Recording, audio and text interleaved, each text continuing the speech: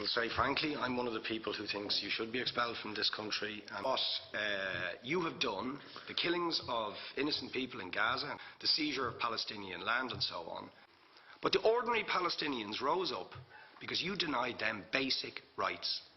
I lived there. It was apartheid. It was racism. It was endemic. It was rotten. Absolutely, I was shocked within weeks of living there to see how you treated Palestinian people. And isn't it the fact that the law of return, which is the basic law of the Israeli state, is a racist apartheid law because it confers rights on Jews that it denies to Palestinians. It allows, for example, if I was Jewish and had never stepped foot in Israel, I could claim citizenship there tomorrow, but 6 million people whose origins are in what you now call Israel, who were forced out in 1947 or 48, do not have that right. Isn't that part of the reason why the Palestinians are in dispute with Israelis? Because you deny them the right to return to their homes and to their land and to their villages, and that they have a legitimate claim, even under international law, to return, but you deny them that right. Why do you deny them that right? And why do you give that right to other people who have no connection whatsoever with the land, whether you call it Israel or whether you call it Palestine? Why do you continue to seize land?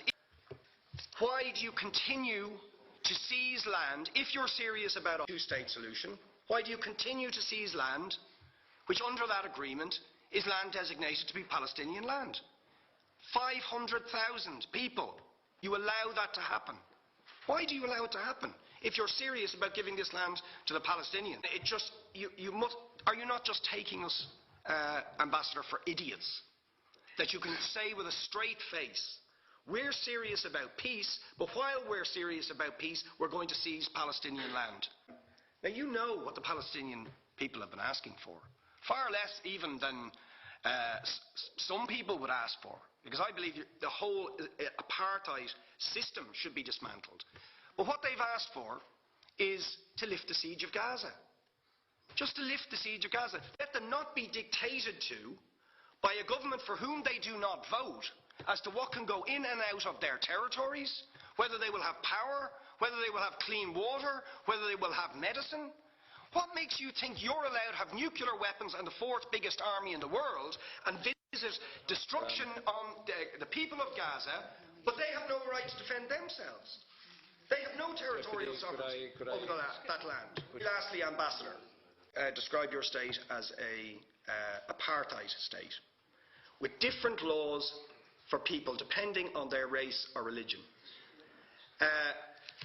Now, isn't that just the case that, for example, at checkpoints going into the West Bank, there's a channel if you're Israeli or European, and there's a channel if you're Arab?